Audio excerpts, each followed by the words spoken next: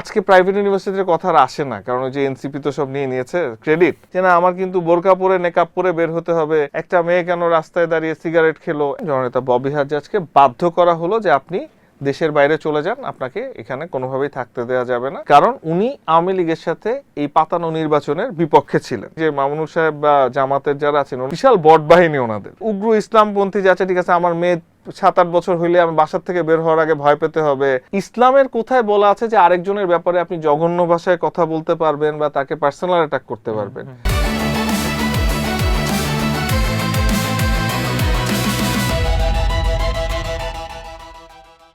জুলাই অভ্যুত্থান ও 5 আগস্ট পরবর্তী সময়ে একক কোনো এলাকা নিয়ে সোশ্যাল মিডিয়ায় সবচেয়ে বেশি আলোচনা সমালোচনা হয়েছে বোধহয় মোহাম্মদপুরকে নিয়ে। একদিকে জুলাই বিপ্লবে মোহাম্মদপুরের রক্তাক্ত রাজপথ, অন্যদিকে চুরি, ছিনতাই কিংবা রাত জেগে সাধারণ মানুষের এলাকা পাহারা দেওয়া। আলোচনা ছিল সবকিছু নিয়েই। আজ প্রশ্নের মুখোমুখি ত্রয়োদশ জাতীয় সংসদ নির্বাচনে ঢাকা 13 আসনের এই মোহাম্মদপুর এবং এর আশেপাশে এলাকা নিয়ে যে আসনটা, সেই আসনের বিএনপি প্রার্থী ববি হাজ্জাজের সাবেক দল এনডিএম এর সাংগঠনিক সম্পাদক ব্যারিস্টার শাহেদুল আজম। শাহেদ ভাই, আপনাকে স্বাগত আমাদের অনুষ্ঠানে। আপনি ঢাকা 13 আসনের যে নির্বাচনী প্রচারণা ববি হাজ্জাজ ভাইয়ের, সেগুলা তদারকি করছেন। আপনি কেমন আছেন? ধন্যবাদ। এনপিবি নিউজের সমস্ত দর্শকদের ধন্যবাদ এবং শুভেচ্ছা জানিয়ে শুরু করছি। ঢাকা 13 আসনে আমরা কাজ করছি। এখন প্রথমে আমি একটু, মনে হয় আপনি যে কথাটা বললেন সাবেক দল, এটা নিয়ে একটু অ্যানসার নিয়ে আসি আপনাকে। হ্যাঁ, সো বেসিক্যালি আপনি দেখেছেন যে আরপিও সংশোধনটা করা হয়েছে নভেম্বর মাসের 5 তারিখে। হঠাৎ করে একটা রাতের বেলা আমরা শুনলাম যে আরপিও সংশোধন করা হচ্ছে, এবং এই আরপিও সংশোধনে বলা হলো যে জোটের প্রার্থী তার নিজ দল ত্যাগ করে, যদি কোনো দল থেকে নির্বাচন করতে চায় কোনো প্রতীক নিয়ে, তাহলে তার নিজ দল ত্যাগ করে অন্য দলে আসতে হবে। সো এটা নিয়ে আমরা কিন্তু পরবর্তীতে একটা রিট ফাইল করি এবং আমরা চেষ্টা করেছিলাম যে এটা আগের পজিশনে ফিরে আসুক, কারণ এটা কিন্তু আমাদের যে কোনো দল, মানে আমরা যে জোট করেছিলাম যুগপৎ আন্দোলনে যারা একসাথে ছিলাম, তাদের একটা লেজিটিমেট এক্সপেকটেশন ছিল যে আমরা একসাথে নির্বাচন করব। সো তখন শেষ মুহূর্তে যখন আমরা রিটটাতে আমরা সফল হলাম না, তখন আমাদের আসলে আর কোনো উপায় ছিল না। সো একটা স্ট্র্যাটেজিক ডিসিশন নেওয়া হয়েছে। সো এনডিএম মানেই ববি হাজ্জাজ। সো এখানে আসলে মানে আপনি সাবেক বলেছেন, আমরা যদি স্ট্রিক্টলি মানে লিটারাল সেন্সে ধরি তাহলে হ্যাঁ সাবেক, কিন্তু এটা একটা স্ট্র্যাটেজিক ডিসিশন ছিল এবং এনডিএম এর প্রতিষ্ঠাতা চেয়ারম্যান এবং এনডিএম এর অনেক কিছু বলতে যে মোস্ট অফ দ্য থিং, মানে এটা গড়া থেকে শুরু করে এটাকে বিল্ড আপ করে আজকে পর্যন্ত নিয়ে আসা জুলাই আন্দোলনে এনডিএম এর ভূমিকা, সবকিছুতে একটা নাম, সেটা হচ্ছে ববি হাজ্জাজ সাহেব। এবং সেখান থেকেই আমরা আজকে এই নির্বাচনে জোটের দল হিসাবে কম্পিট করছি এবং উনি ধানের শীষ মনোনীত প্রার্থী, বিএনপিতে জয়েন করেছেন অবশ্যই, কিন্তু এই মুহূর্তে আমরা যদি পারপাসিভ, হ্যাঁ আমি যদি পারপাসিভ অ্যাপ্রোচ, আমাদের লতে একটা কথা বলি যে পারপাসিভ ইন্টারপ্রিটেশন, সো পারপাসিভ ইন্টারপ্রিটেশন যদি আমি করি তাহলে উনি এনডিএম এর সাথে আছেন এবং থাকবেন। সো নির্বাচন পরবর্তী সময় আমরা কি স্ট্র্যাটেজিতে আগাবো, এটা হয়তো নির্বাচন পরবর্তী সময় আমরা ঠিক করব, কারণ এই মুহূর্তে আমাদের মূল লক্ষ্য এবং উদ্দেশ্য হচ্ছে ইনশাআল্লাহ আমরা যেহেতু নির্বাচনে আমাদের এই ঢাকা 13 আসনটিতে জিতে ববি হাজ্জাজ সাহেব যেন ইনশাআল্লাহ পার্লামেন্টে যেতে পারেন এবং দেশের মানে বিএনপি মনোনীত প্রার্থী অবশ্যই বলছি, কিন্তু এনডিএমকে উনি সবসময় রিপ্রেজেন্ট করবেন। ঠিক আছে, সেক্ষেত্রে এই যে ঢাকা 13, এখানে আপনাদের প্রতিপক্ষ হলো মামুনুল হক, মানে প্রতিপক্ষ হিসাবে মামুনুল হক একটু শক্ত প্রতিপক্ষ হয়ে গেল না আপনাদের জন্য? মামুনুল হক সাহেব, এখন আমি যদি একটু হেভি ওয়েটের কথা চিন্তা করি, আমি বলবো যে 300 আসনের মধ্যে এটি এইবারের ত্রয়োদশ জাতীয় সংসদ নির্বাচনে সম্ভবত যে এইরকম দুইজন হেভিওয়েট প্রার্থী আর কোথাও নেই। আমরা যদি দুইটা জোটের কথা চিন্তা করি, একটা বিএনপি জোট এবং আরেকটা হচ্ছে 11 দলীয় জোট, যেটার মেইন হচ্ছে জামাত, এই দুইটা জোটের বিএনপির পরে যারা অন্যান্য দল আছে তার মধ্যে ওয়ান অফ দ্য স্ট্রং দল হচ্ছেন এনডিএম এবং তার প্রতিষ্ঠাতা চেয়ারম্যান হচ্ছেন ববি হাজ্জাজ সাহেব। এবং আমরা যদি জামাতের সাইডে দেখি যে ওই সাইডেও যেসব দল আছে তার মধ্যে একটা হচ্ছেন এই যে খিলাফত মসজিদ এবং তার চেয়ারম্যান হচ্ছেন মামুনুল হক সাহেব। তো এই হিসেবে চিন্তা করলে 300 আসনের মধ্যে একটা এক্সাইটিং ফাইট কিন্তু হচ্ছে ববি হাজ্জাজ সাহেব এবং মামুনুল হক সাহেবের মধ্যে। কিন্তু আমরা যদি আসলে আদর্শিকভাবে চিন্তা করি, আদর্শিকভাবে আমি বলবো যে একটা এলাকা ঢাকার প্রাণকেন্দ্রে মোহাম্মদপুর, আদাবর এবং শেরেবাংলা নগরের একাংশ নিয়ে গঠিত।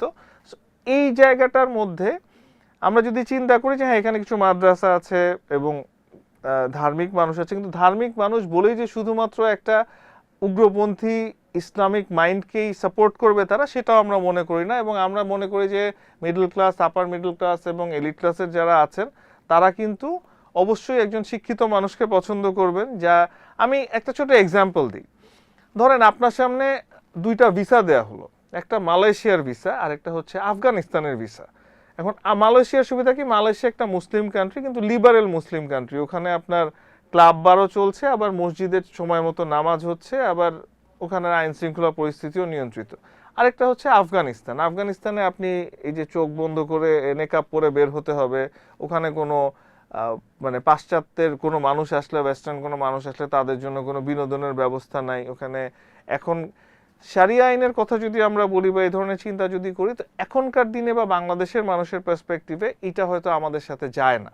সো এখানে যে নামাজ পড়তে চায়, যিনি ধর্ম পালন করতে চায়, তাকে আমরাও নামাজ পড়ি, আমি নিজে নামাজ পড়ি, আমার চেয়ারম্যান কিন্তু প্রত্যেক ওয়াক্তেই বিভিন্ন ওয়াক্তেই গিয়ে নামাজ পড়ছেন। So it is not about যে আমি ইসলামকে মানে আমি আমার সাথে কানেকশন আল্লাহর, সেটা আমার কিভাবে সেটা আমি দেখব। কিন্তু আপনাকে যদি জোর করে চাপিয়ে দেওয়া হয় যে না আমার কিন্তু বোরকা পরে নেকাব পরে বের হতে হবে, এখানে এটা করা যাবে না, একটা মেয়ে কেন রাস্তায় দাঁড়িয়ে সিগারেট খেলো, একটা মেয়ে কেন সালোয়ার কামিজ, তার কেন স্লিভলেস সালোয়ার কামিজ পরে বের হলো, এই ধরনের কথাবার্তা বলার কিন্তু বাংলাদেশে কোনো সুযোগ নাই। কাজেই আমরা বিশ্বাস করি যে ঢাকা 13-তে ইনশাল্লাহ ববি হাজ্জাজ সাহেব বিপুল ভোটে জয়লাভ করে আসবে।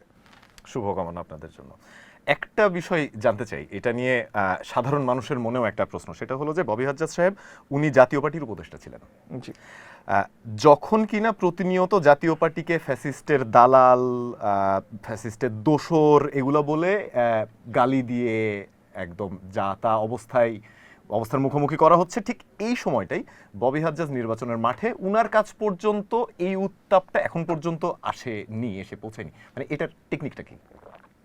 আচ্ছা, সো প্রথমত উনি জাতীয় পার্টির উপদেষ্টা ছিলেন কোন সময় এটা আমাদের দেখতে হবে। উনি কিন্তু 2013 সালে 2014 নির্বাচনের ঠিক আগে দিয়ে ওনাকে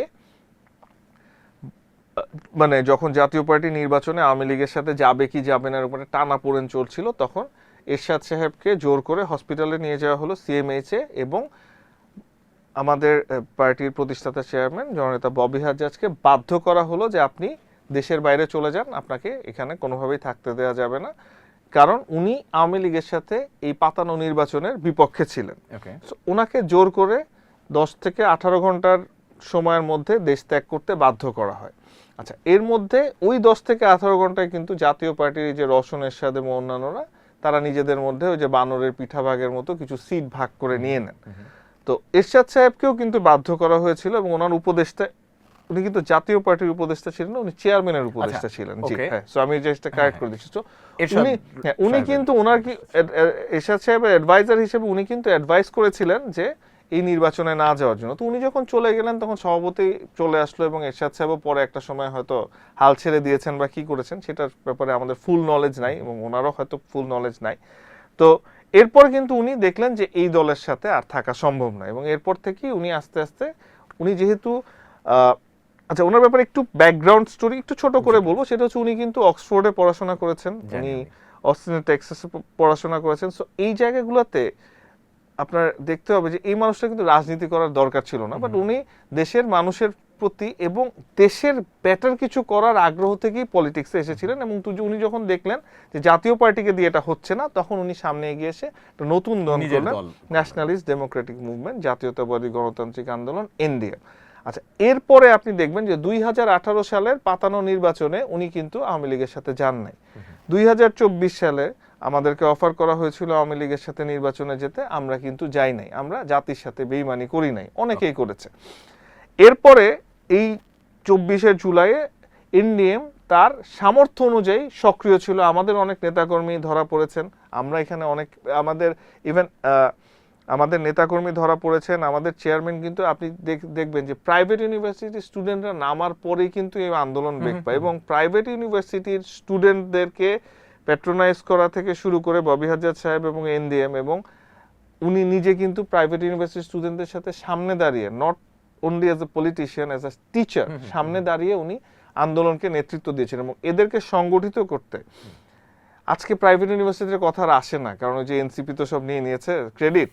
তো এই জায়গাগুলোতে কিন্তু ববি হাজ্জাজ সাহেবের এবং এনডিএম এর যে ভূমিকা ছিল, অবশ্যই এটা সবার ক্রেডিট, এটা বিএনপি জামাত কারোর ক্রেডিট আমি ইয়ে করছি না, এনসিপির যারা টপ উপরের সারিতে আছে সাধারণ সবার। মানুষ, তো আমাদের অসংখ্য মানুষ। এবং এইসব বাদ দিলে সর্বোপরি সাধারণ মানুষ, সাধারণ মানুষ এমন এমন মানুষ নেমেছে যাদের কোনোদিন মানে বাসার থেকে বের হওয়ার মতো মানুষ না, তারা যে কষ্ট করে বের হবেন তারাও নেমেছিলেন, কারণ সবাই একসাথে চেয়েছিলেন। তো ওই জায়গাটাতে ওনার মানে ওনার এবং ওনার দল, আমাদের দল এনডিএম এর একটা অবদান ছিল। তো এরপরে অগাস্টের পরে কিন্তু জাতীয় পার্টিকে নিয়ে আমরা একটা রিট করারও চিন্তা করেছিলাম, কিন্তু তার আগে কিছু রিট হয়েছে এবং অল দ্যাট, এবং উনি কিন্তু ওপেনলি এরশাদ সাহেবের সাথে 2013 সালে কি হয়েছে অন রেকর্ড বলেছেন। সো জাতীয় পার্টির সাথে এবং জাতীয় পার্টির ফ্যাসিস্টদের সাথে যে সম্পর্ক, এটার সাথে আমি আজকাল ইদানিং দেখছি আমাদের এই যে মামুনুর সাহেব বা জামাতের যারা আছেন ওনারা খুব খুব বিশাল বট বাহিনী ওনাদের। আমার নিজের প্রোফাইলেও আমি দেখি যে মানে 7-8 হাজার হাহা পড়ে, এবং তারা মানে ইসলামিক ইন্টারপ্রিটেশন নিজেদের মতো করে দিয়ে দেন। ভাই আমরা পড়াশোনা জানা মানুষ, আল্লাহর রহমতে আমরা পড়াশোনা করে এসেছি। তো এই জায়গাগুলোতে মানে ওনাদের দেখি যে ওনারা একটা পার্সোনাল অ্যাটাক করেন যে উনি নাকি জাতীয় পার্টি, এবং সেই সুবাদে ওই সূত্র ধরে তারা নাকি আপনার ফ্যাসিবাদের দোষর ছিল। 2013 সালে অন রেকর্ড যে কোনো টিভি মিডিয়া দেখেন, উনি এরশাদ সাহেবের সাথে থাকার জন্য এবং এরশাদ সাহেবের কে এই মানে এরশাদ সাহেব কিন্তু একটা সময় পর্যন্ত এই নির্বাচনে যেতে চান না, এটা সবাই জানে, এবং অন রেকর্ড ওনাকে যেতে বাধ্য করা হয়েছিল। নাটকীয়তার ভিতরে জাতীয় পার্টির সাথে এই জাতীয় পার্টির যে মানে ফ্যাসিস্ট সরকারের সাথে যে পিঠা ভাগাভাগি যারা করেছিল, তাদের সাথে ববি হাজ্জাজকে মিলানো এটা আসলে হাস্যকর, এবং এটা এখন যারা করছে তারা আসলে ভয় পাচ্ছে যে ববি হাজ্জাজ সাহেবের জনপ্রিয়তার সাথে তারা মানে পারবে না, এবং সেই কারণেই এইসব প্রসঙ্গগুলো হচ্ছে। সো জাতীয় পার্টির সাথে ওনাকে মিলানো কোনো সুযোগই নাই। হ্যাঁ, উনি ছিলেন এরশাদ সাহেবের অ্যাডভাইজার, বাট উনি কিন্তু ওনার অ্যাডভাইসটা ঠিক দিয়েছিলেন বলেই ওনাকে জোর করে বিদেশে পাঠানো হয়েছিল। ক্লিয়ার, আমি এখন বুঝতে পারছি। আজকে আপনারা নির্বাচনী ইশতেহার প্রকাশ করেছেন, সেখানে প্রথম যে দফা সেটা হলো নিরাপদ ও সন্ত্রাসমুক্ত জীবন, যেখানে আপনারা বলেছেন মোহাম্মদপুর, আদাবর, শেরেবাংলা নগরকে নিরাপদ বাসযোগ্য করা হবে, কিশোর গ্যাং, মাদক, ছিনতাই ও চাঁদাবাজির বিরুদ্ধে জিরো টলারেন্স। সিরিয়াসলি মানে এই এলাকাটাতে এটা সম্ভব?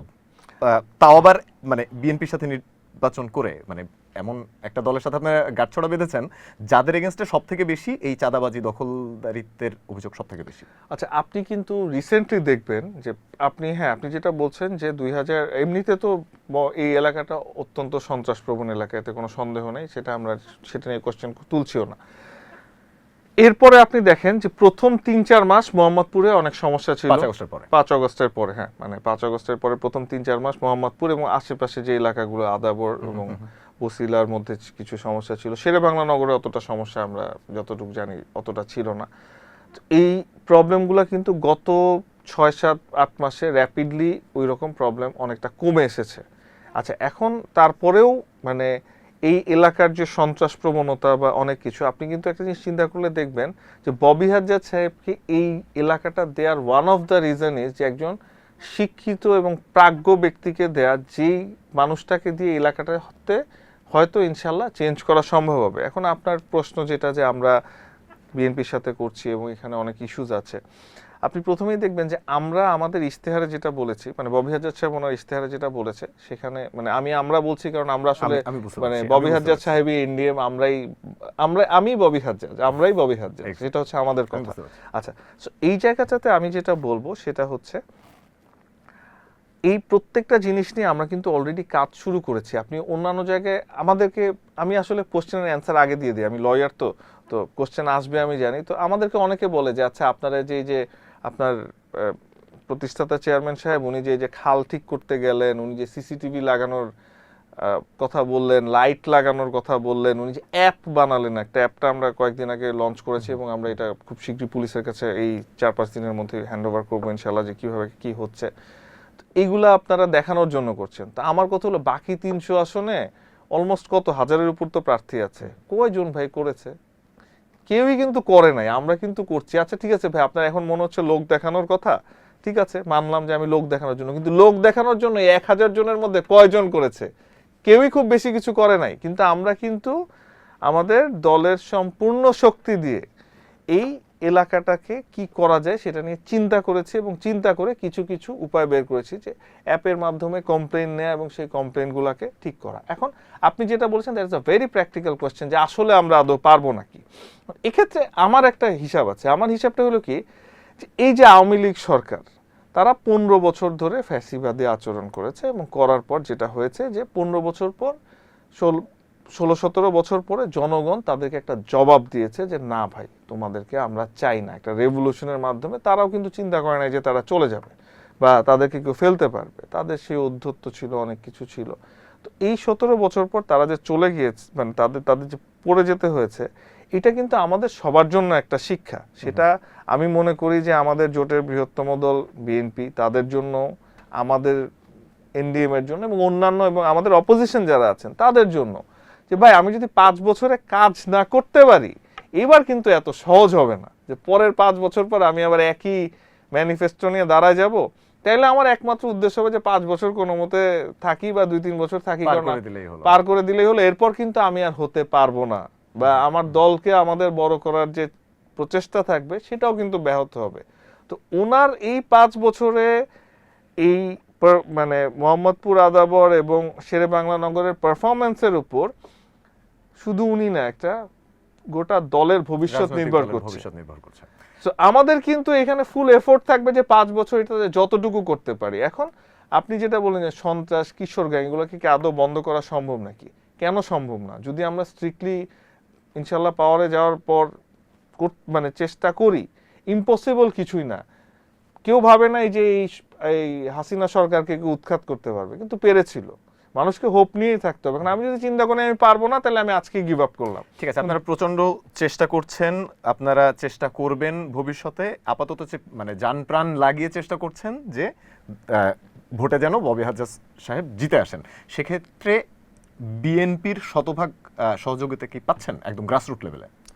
বিএনপি মানে যারা পলিটিক্যাল অ্যানালিস্ট তারা বলে যে স্থানীয় পর্যায়ে বিএনপির হাজারো মানে ভাগ এই মতাদর্শের, সেই মতাদর্শের, এই আদর্শের, সে কাজ করবে। মানে আপনারা কি ফেস করছেন আপনাদের পার্টিকুলার ঢাকা 13 আসনের? শতভাগ আমি বলবো না, কিন্তু আমরা পাচ্ছি, আমরা সমর্থন পাচ্ছি। এবং এই ক্ষেত্রে একটা জিনিস বলা উচিত যে বিএনপি কিন্তু এখানে কোনো বিদ্রোহী প্রার্থী নাই। সো আমরা অনেকটাই সহযোগিতা পাচ্ছি।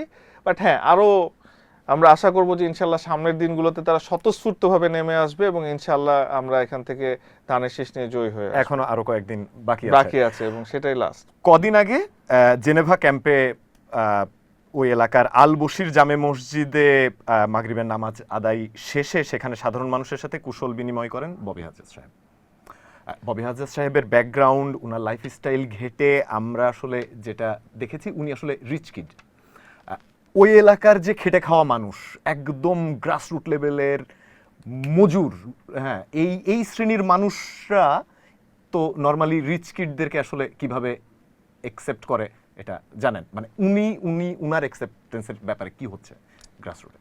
আচ্ছা, এখানে আপনি যদি একটু মানে চিন্তা করেন, সেটা হচ্ছে যে মানুষের অনেক রকম মতাদর্শ থাকবে। হ্যাঁ, আমরা কিন্তু গত 15-17 বছরে দেখেছি একটা অসহিষ্ণু সমাজ তৈরি হয়েছে। আপনি 15 বছর আগে একটা, আমি লয়ার, আপনি জার্নালিস্ট, আমাদের এখানে ধরেন ডাক্তার আছে, ইঞ্জিনিয়ার আছে, তাদের একটা সম্মান ছিল। কিন্তু তারপরে কিন্তু একটা শ্রেণী গড়ে উঠলো, আপনি রাস্তা দিয়ে যেতেন, আপনার হয়তো একটা মানে কারোর সাথে ধাক্কা লাগলো, ওই লোকেরও অনেক পাওয়ার। কারণ কি, তার একটা পলিটিক্যাল পরিচয় আছে সরকারি দলের সাথে।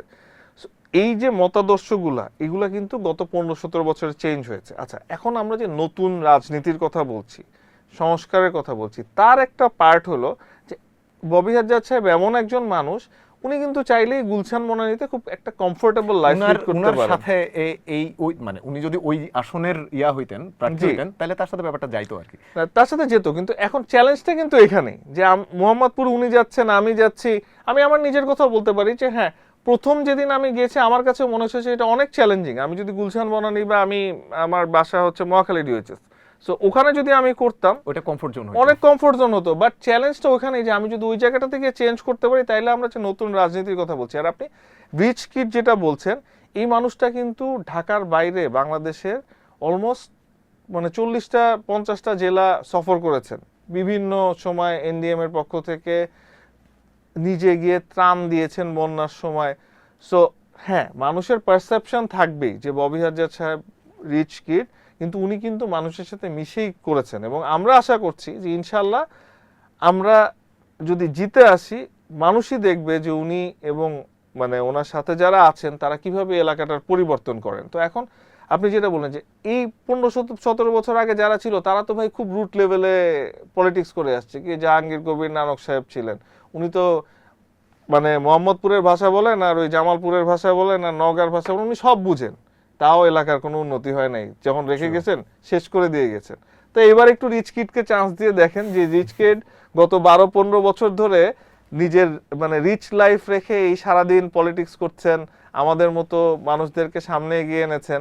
So, আমরা যদি চেঞ্জটা করতে চাই সেই সুযোগটা আমাদের দিতে হবে এবং আমরা মনে করি যে এই 13 আসনে আমাদের যে মূল প্রতিদ্বন্দ্বী তারা অনেক মানে আমি যে শুরুতে যে এক্সাম্পলটা দিলাম যে আপনি হয় মালয়েশিয়ায় যেতে চান না আফগানিস্তানে যেতে চান, তো মানুষের কিন্তু ওইটাই চুজ করতে হবে যে আমি আমার ছেলে মেয়েকে কি মানে লিবারেল ডেমোক্রেসির দিকে নিব, নাকি আমি একটা উগ্র ইসলামপন্থী যাচ্ছে ঠিক আছে আমার মেয়ে 7-8 বছর হইলে আমি বাসার থেকে বের হওয়ার আগে ভয় পেতে হবে, তারপরে মাথায় হিজাব পরুকও, কিন্তু ও যদি নিজের ইচ্ছা করে তাইলেও হিজাব পরুক, কারোর কথায় কারোর জোর খাটায় যাতে তাকে হিজাব না পড়তে হয়। ও যেদিন নিজে ফিল করবে যে না আমার হিজাব পরার দরকার আছে আমার মেয়েটা, সেদিন সে পড়ুক, আমরা খুশি হব। কিন্তু কেউ জোর খাটায় পড়াবে ওইটা আমরা চাই না। এবং এটাই হচ্ছে আমাদের ববি হাজ্জাজ সাহেবের লিবারেল ডেমোক্রেসি, আমাদের এনডিএম এর লিবারেল ডেমোক্রেসি, যেটা আমরা চাই যে ঢাকা 13 এবং সর্বোপরি বাংলাদেশে ইনশাল্লাহ আসুক। চমৎকার বলছেন। মামুনুল হকের প্রসঙ্গ যখন আসলোই, উনি এখানে নাই। মামুনুল হকের দাবি দুইটা। প্রথম দাবি হলো যে ঠিক মামুনুল হকও এই কথাটা বলছে, আপনি যেটা বললেন না যে একজন উগ্রবাদী আর একজন হলো লিবারেল ডেমোক্রেসির পক্ষের। মামুনুল হকের কথাটা এরকম যে একজন আলেম ওলামা, যার 14 গোষ্ঠী আলেম ওলামা, আর একজনের ফ্যামিলি মেম্বার হলো অস্ত্র ব্যবসায়ী। সাধারণ মানুষ কোনটাকে বেছে নেবে? উনি উনার নির্বাচনী জনসমাবেশে এভাবে বলেছেন। এবং উনি আরেকটা জিনিস দাবি করেছেন যে ববি হাজ্জাজ সাহেব এবং বিএনপির ইশারায় এখন এই মুহূর্তে প্রশাসন চলছে। মানে এই বিষয়ে আপনি কি বলবেন? আচ্ছা, প্রথমত উনি যেটা বলেছেন দ্যাট ইজ পার্সোনাল অ্যাটাক। উনি কিন্তু উনি এবং ওনার লোকজনের ব্যাপারে আমার যেটা বলার আছে সেটা হলো ওনারা কিন্তু আমাদের চেয়ারম্যানকে নিয়ে অনেক অপপ্রচার চালিয়েছেন এবং ওনার স্ত্রী যিনি হাইকোর্ট সুপ্রিম কোর্টের একজন সিনিয়র আইনজীবী এবং অনেক মানে ফিমেল এম্পাওয়ারমেন্ট নিয়ে অনেক বছর ধরে কাজ করছেন, তাদের নিয়ে যে জঘন্য ভাষায় তারা কথাবার্তা বলেছেন এবং তাদের লোকজন আমাদের ব্যানার ছিঁড়ে দেওয়া থেকে শুরু করে যা যা করেছে, আমরা কিন্তু সেই তুলনায় তাদেরকে জবাব দেই নাই। আমরা কিন্তু চাইলে আমরাও খারাপ ভাষা ইউজ করতে পারতাম এবং আপনি ওদের বড়দের দেখবেন যে ধরনের কথাবার্তা লিখে। আমি কয়েকদিন আগে আমি নিজে একটা স্ট্যাটাস দিয়েছিলাম যে বা একটা কোথাও একটা মানে রাইট আপ লিখেছিলাম যে সম্ভবত আমি একটা পত্রিকায় এসেছিল যে ইসলামের কোথায় বলা আছে যে আরেকজনের ব্যাপারে আপনি জঘন্য ভাষায় কথা বলতে পারবেন বা তাকে পার্সোনাল অ্যাটাক করতে পারবেন। সেখানে আমি রিপ্লাইগুলা কয়েকটা দেখলাম, গালিগালাজ তো দিয়েছে ওগুলা বাদ দিলাম। একজন লিখেছে যে ইসলামে যখন সময় হয় তখন ইসলামে এগুলা করা জায়েজ আছে। সো এদের মেন্টালিটি কি? এদের তো আসলে কোনো পড়াশোনা নাই ভাই। এদের জিনিসটা হচ্ছে কেউ একটা কিছু বলেছে ওটাকেই চালিয়ে যেতে হবে। তো এই আপনি একটা ইসলামিক মাইন্ডের দল করে অন্য মানুষকে যদি গালি দেন, আমার মানে বিএনপি বলেন এনডিএম বলেন আমরা তো ওদেরকে গালিগালাজ করছি না, আমরা চুপচাপ শুনছি। এবং একজন সিনিয়র আইনজীবীকে মানে জাস্ট উনি মানে তার স্বামীর প্রচারণায় নেমেছেন, তাকে যে ধরনের জঘন্য কথাবার্তা বলা হয়েছে, ওনাদের মুখে হয় ইসলামের কথা মানায় না। আর আলেম ওলামা আর আচ্ছা অস্ত্র ব্যবসায়ীর কথা বলছেন, উনি প্রিন্স মুসাবির শমশের সাহেব উনি কিন্তু বাংলাদেশের ম্যান পাওয়ার বা ব্যবসায় একজন পায়োনিয়ার এবং অস্ত্র ব্যবসাও উনি কি করেছেন সেটাও কিন্তু ইললিগাল কোনো ব্যবসা করেন নাই, যা করেছেন লিগালি করেছেন। তো আজকে যারা ওনাকে নিয়ে কথা বলছেন তাদেরও কিন্তু পার্সোনাল লাইফ নিয়ে অনেক ইস্যু আছে, যে বাচ্চারা যখন আন্দোলনে নেমে গুলি খাচ্ছিল তখন ওনারা রিফ্রেশমেন্ট নিচ্ছিলেন, তো রিল্যাক্স করছিলেন, সেগুলো নিয়েও অনেক ইস্যু আছে। কিন্তু আমরা এইভাবে ওনাদের মতো করে জঘন্য ভাষা ইউজ করে বা মানে এখানে আমাদের ডিফারেন্স, আমরা আসলে বাইরে পড়াশোনা করে এসেছি, আমরা আসলে শালীনভাবে কথা বলি। ওনারা এখানে এসেছেন এবং ওনার যারা ফলোয়ার তারা হচ্ছে যে একটা নোংরা কথা লিখে দিলাম ব্যাস আমি তো জয় হয়ে গেলাম। জয়টা ইনশাল্লাহ আল্লাহই দিবেন, আমি আল্লাহর উপর ভরসা করি। আমি দাবি করে গেলাম এখানে যে আমি মনে করি যে ওই মানে এরকম মানে আলেম ওলামা নাম নিয়ে দাড়ি টুপি রেখে ছবি দিয়ে ফেসবুকে নিজেকে অনেক আল্লাহর ক্লোজ দাবি করার থেকে আমার আল্লাহর সাথে যতটুকু কানেকশন আছে, এবং একটা মানুষ যে নামাজও পড়ে না তারও আল্লাহর সাথে তোমাদের থেকে ভাই বেটার কানেকশন থাকতে পারে, তুমি জাজ করার কেউ না। এবং তুমি যে গালিগালাজ দিচ্ছ এটাতে যে তোমার কি গুনাহ হচ্ছে এটা নিয়ে তোমার একটু পড়াশোনা করা উচিত। পড়াশোনা তো করে না, খালি একজন থেকে একটা শুনে আসে, অমুক হুজুর অমুকটা বলছেন, এই করেই বছরের পর বছর চলে যাচ্ছে এবং দেশটা অন্ধকারের দিকে চলে যাচ্ছে। তো ভোটারদেরই ঠিক করতে হবে যে আপনাদের বাচ্চারা কি এরকম অন্ধকারের যুগেই থেকে যাবে, নাকি পড়াশোনা করে আমার নেতার মতো বা আমার মতো ইনশাল্লাহ বিদেশে পড়াশোনা করতে যাবে, সেটা তাদেরকেই চুজ করতে হবে। আর প্রশাসনের ইস্যু? আচ্ছা, সেকেন্ড ইস্যু আপনার হচ্ছে প্রশাসনের ইস্যু। প্রশাসনে যদি মানে কোনো সমস্যা থাকতো তাহলে আমার ভাই 1000 ব্যানার ছিঁড়ে ফেললো তারা, প্রশাসন কোথায় ছিল? ওনারা নিজেরা কতগুলো আচরণবিধি লঙ্ঘন করেছেন, আমরা কমপ্লেন দিয়ে আমরা কোনো কিছু পাই নাই। আমাদের গত 3-4 দিন আগে পর্যন্ত আমরা দেখেছি ওনাদের আপনার সব ব্যানারগুলা যেগুলা আপনার সাদা কালো না, কালারফুল ব্যানার, কিন্তু বিধিমালায় স্পষ্ট এটাকে বলা হয়েছে যে এরকম কিছু প্রভিশন নাই। এবং মানে মামুনুল হক সাহেব নিজে এসে বলছেন যে ববি হাজ্জাজ সাহেব নাকি বিধিমালা জানেন না। আরে ওনার দলে আমরা এতগুলা লয়ার বসে আছি, সুপ্রিম কোর্টে প্র্যাকটিস করছি এক একজন 10-12-15 বছর করে, 20 বছর করে, আমরা বিধিমালা জানি না, ওনারা খুব ভালো জানেন। তাই বিধিমালাটা আমি এখন নিয়ে আসলে পড়ে শোনাতাম, তাহলে হয়তো মানে ওনার দলে আমি জানি না লয়ার আছে নাকি, বা জামাত ইসলামে অনেক ভালো ভালো লয়ার আছে, ওনাদেরকে একটু দেখানো উচিত যে ভাই বিধিমালা আপনি লঙ্ঘন করেছেন না আমরা লঙ্ঘন করেছি। সো প্রশাসনের কোশ্চেন তুলে লাভ নেই। প্রশাসনে ওনারা আমাদেরকে সাইবার বুলিং করছেন, ওনারা আমাদের মানে মানে ফিমেলদেরকে নিয়ে উল্টাপাল্টা কথা বলছেন, জঘন্য ভাষায় ফেসবুকে অ্যাটাক করছেন, সোশ্যাল মিডিয়াতে অ্যাটাক করছেন, ওনারা আমাদের ব্যানার ছিঁড়ে ফেলছেন। আর কোনো মারামারি কাটাকাটি তো হয় নাই, আমরা আল্লাহর রহমতে কোনো মারামারি করিনি, ওনারাও ওনাদের দিক থেকে এখন পর্যন্ত কোনো মারামারি বা কিছু হয় নাই। সো প্রশাসন কিভাবে আমাদের দিকে হইলে আমি বুঝলাম না। যাই হোক, এই অভিযোগ উনি করেছেন, আমি আমার জবাবটা দিয়ে দিলাম। ধন্যবাদ। মানে এই যে ববি হাজ্জাজ সাহেব ইউরোপ আমেরিকাতে উনি মানে আমরা যতটুকু জানতে পেরেছি যে ইউরোপ আমেরিকার হাই ক্লাস বিজনেস মডেল যেগুলো, এগুলোর স্পেশালিস্ট উনি দেশে বেশ কয়েকটা ইউনিভার্সিটিতে পড়ানো, এগুলোতে মানে মানে আমি জানতে চাচ্ছি যে এই অভিজ্ঞতা আসলে মোহাম্মদপুরের উন্নয়নে আসলে এই অভিজ্ঞতাগুলো কিভাবে কাজে লাগাবেন যদি আমাকে একটু বলেন। আচ্ছা, উনি কিন্তু একটা ভার্সেটাইল পার্সোনালিটি। প্রথমত উনি শিক্ষকতা করছেন, উনি কিন্তু রাজনীতিটাকেও খুব আবেগের সাথে করেন এবং ব্রেন খাটিয়ে করেন। এবং আমি বলতে পারি যে আমি জানি না অন্যান্য দলে কি আছে, আমাদের দলে উনি কিন্তু আমাদেরকে পড়াশোনা করান, লিটারালি পড়াশোনা করান, যে আপনারা পড়াশোনা করেন যে মানে এই গভর্নমেন্ট নিয়ে, পলিটিক্স নিয়ে, এবং লিটারালি আমাদের ক্লাস নেওয়া হতো। সো আমরা কিন্তু এখানে সবাই যারা আছি, মানে আমাদের বাইরের ডিগ্রি যাই থাক, আমরা সবাই পলিটিক্স নিয়ে কিছুটা হলেও পড়াশোনা করেছি, ওনার কাছে করেছি। সো আমরা এমন না যে ভাই ওই যে ছোটবেলায় ছাত্রলীগ বা ওই যুবলীগের একটা পদ পেয়েছিলাম, আমি তো ভাই রাস্তার কাঁপানো নেতা না, আমরা ওই টাইপের না। আমরা পরিশীলিত পরিচ্ছন্ন রাজনীতিতে বিশ্বাসী, এবং আমরা কিন্তু ওই দিকেই চেষ্টা করছি যে ইনশাল্লাহ যে দেশটাও যাতে ওদিকে যায়। এবং আপনি এবার মানে আমাদের সাথে যে বৃহত্তম দল বিএনপি, তাদের মাইন্ডসেট চিন্তা করলেও দেখবেন যে আপনার বিএনপির চেয়ারপারসন জনাব তারেক রহমান, ওনার প্রত্যেকটি কথা পরিশীলিত, পরিমার্জিত। উনি বিদেশ থেকে আসার পর কিন্তু ওনার কথাবার্তা, ওনার টোন, ওনার body language, everything has changed. So এই জায়গাগুলোতে এখন কিন্তু চেঞ্জের দিকে যাচ্ছি আমরা, কিন্তু তারপরেও বারবার অ্যাটাক করা হচ্ছে, কারণ তৃণমূলের নেতাকর্মীদের অনেক সময় কন্ট্রোল করা যাচ্ছে না। এটা হয়তো ইনশাল্লাহ সময়ের সাথে কিছুটা বেটার হতে হবে। যদি আমরা না পারি করতে, তাহলে কিন্তু আলটিমেটলি আমাদের অবস্থাও কিন্তু ওই ফ্যাসিস্ট গভর্নমেন্টের মতোই হবে। উদাহরণ তো আসলে সেট হয়ে আছে, যেটা হলো আমি যদি চিন্তা করি যে না আমার তো ভাই 5 বছর টাকা কামায় বিদেশ দিয়ে চলে যেতে হবে, ওই চিন্তা করে যদি রাজনীতি করি, তাইলে আসলে 2 বছরও কেউ টিকতে পারবে না। কারণ বাংলাদেশের মানুষ কিন্তু জবাব দিয়ে দিয়েছে। সো আমরা কিন্তু লার্নিং প্রসেসে আছি। এখন শিখার পর এটা আমরা ইমপ্লিমেন্ট করতে পারবো নাকি, সেই পরীক্ষা দেওয়ার জন্য আমাদের এই পরীক্ষায় পাস করে আসতে হবে। এক্স্যাক্টলি। মানে হয় না যে আপনি বললেন যে আপনারা বিভিন্ন সময় বিভিন্ন ধরনের কটূক্তি, আক্রমণের শিকার হচ্ছেন। শেখ ফজলুল করিম সেলিমের আত্মীয় ববি হাজ্জাজ, আই মিন শেখ পরিবার, শেখ হাসিনা পরিবারের আত্মীয়, এই পরিচয় কি এই ভোটের মাঠে আপনাদেরকে পিছিয়ে দিচ্ছে বলে আপনারা মনে করেন? ওনার বোনের শ্বশুর বাড়ি। এক্স্যাক্টলি। সো এটার সাথে ওনার পলিটিক্যাল ক্যারিয়ারের কোনো সম্পর্ক নেই। পারিবারিক সম্পর্ক যদি হ্যাঁ পারিবারিক সম্পর্ক, ওনার বোনের সাথে ওনার যে নর্মাল সম্পর্ক, কিন্তু এক সেটা ধরনের পারসেপশন আছে যে মানে শেখ পরিবারের আত্মীয়, সে এখান থেকে দাঁড়াচ্ছে, বাট গ্রাসরুটে এই ধরনের এগুলো নিয়ে আলাপ হয়। আমি জানতে চাচ্ছি যে আপনাদের ভোটের মাঠে এটাকে আপনাদেরকে পিছিয়ে দিচ্ছে কিনা।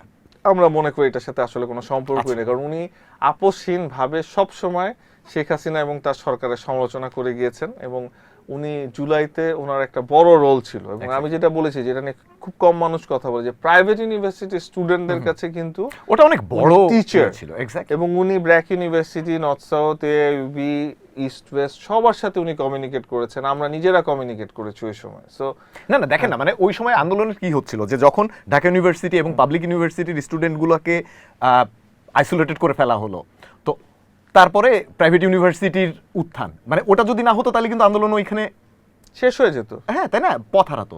So, ওই জায়গাটা তো ওনার একটা ওনার বড় একটা ভূমিকা বড় আছে। তো এই ভূমিকা, মানুষটাকে যদি ওই আওয়ামী লীগের ট্যাগ দিয়ে, এখন পরিবারে অনেকেরই আওয়ামী লীগ থাকতে পারে, বাট সেটা মানে তার রাজনৈতিক জীবনে যদি কোনো প্রভাব ফেলে থাকতো তাহলে আমি স্বীকার করতাম, কিন্তু রাজনৈতিক জীবনে কখনো উনি শেখ হাসিনা বা তার সরকারের সাথে আপোষ করেন নাই। যদি করতেন তাহলে 2024 সালে আমরাও সংসদে থাকতাম, আমিও হয়তো থাকতাম।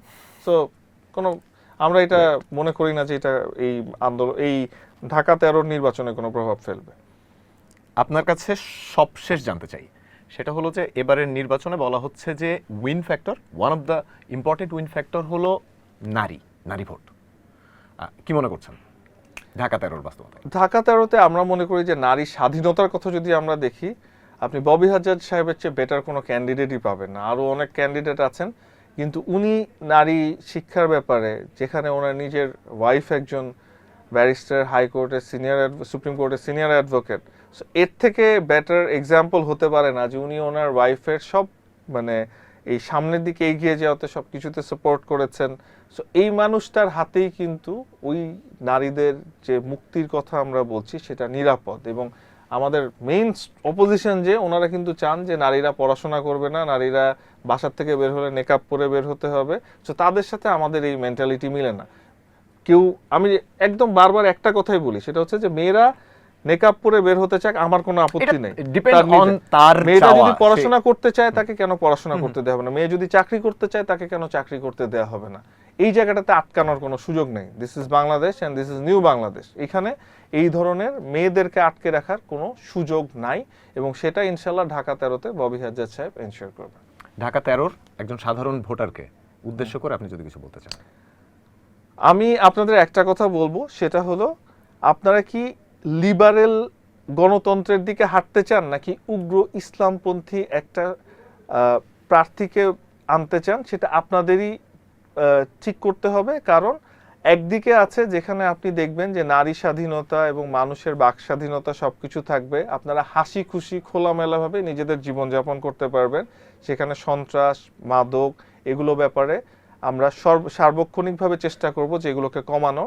আর আরেকটা দিক আছে যাদের মেইন উদ্দেশ্য হলো যে নারীরা বাসার থেকে বের হতে পারবে না, আপনাদেরও অনেক সিস্টেমেটিকভাবে চলতে হবে, বাচ্চাদের পড়াশোনার অনেক রেস্ট্রিকশন থাকবে।